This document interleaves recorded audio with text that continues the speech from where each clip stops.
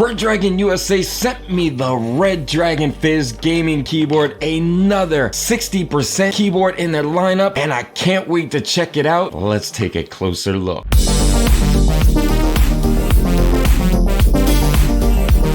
So, the Redragon Fizz K617 gaming keyboard here in my possession. Curious, what should we take a look at? Quality, RGB, and oh yeah, maybe the software that I keep neglecting in every single Redragon keyboard video. The Fizz is made of a really light plastic, unlike the Redragon Draconic, which that keyboard felt like it had a metal base. I might be remembering that wrong, so just for reference, you can check the review out by clicking the card at the top of the screen or at the end of this video. Now, even though the keyboard is really light, the plastic does feel pretty sturdy and the keys feel well made. The feet are made of a combination of rubber and plastic. Now, the Redragon Fizz is a 60% keyboard with 61 keys and some keys having multiple functions. In order to get this small form factor, there was some sacrifices made here. It lacks a numpad and dedicated arrow keys, which sometimes does get a tad bit annoying. Oh, I almost forgot the two-tone color scheme, white and gray, which I really like. The RGB looks really good and honestly is no different from most of the Redragon keyboards that I have taken a look at on the channel. There are some pre-programmed patterns you can change via the key combination Function plus Alt. You can change the brightness of the lights with Function plus M and change the speed with Function plus comma. Unfortunately, it doesn't look like there's a way to set up macro key combinations via the keyboard like the Redragon Draconic,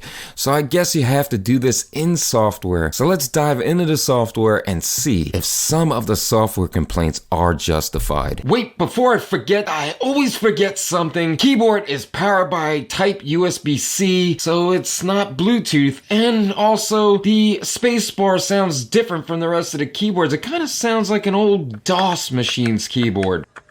First, let's download the software from Redragon's website, link below. Next, click download and then keyboards. Now let's go down the list and look for Redragon K617 Fizz. Click on Fizz, click software, and then save it. After installing the software, you are greeted with a pretty basic UI. On the left, you have 3 profile buttons and a macro edit button. On the right, you have a visual of the Fizz keyboard, keyboard settings, and the color chooser. Color chooser. I guess we're not gonna go with color palette. When I first started messing around with single colors for the keyboard, I thought those issues everyone was complaining about was a reality. But stupid me, I forgot to uncheck RGB. I apologize. My dumb is acting up. The keys can all be set to a different color. As you see here, I set up all the keys to green and the WASD keys to red. Kind of a Doom color scheme, I guess. Okay, so I think they were right, and I kind of see where the problem lies. You click the macro editor, you right click on the macro list, create a new macro, then click start record. Wait, how do you run the macro? Where is it? It's not in the list, and also why does it keep typing each button twice? The macro editor left me feeling like I did something wrong. Let me know in the comments if I'm missing something, because this feels like it's an undone piece of software and it's something Redragon definitely needs to work on. I think we crossed all of the T's and dotted most of the I's. The Redragon Fizz is a pretty good little RGB gaming keyboard. It's made of decent quality and it has a really cool color scheme. Now, of course, I like blue switches, but the red switches in this keyboard gave me a healthy dose of mechanical goodness.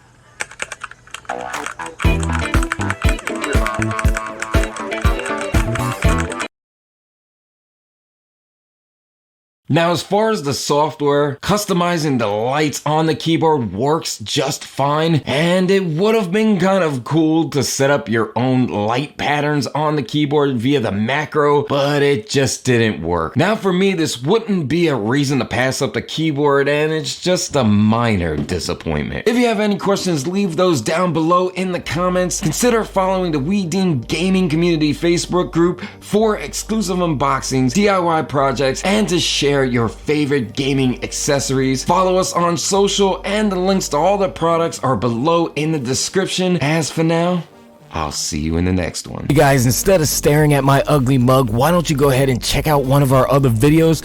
1, 2, I'll wait. My busted face ain't going nowhere.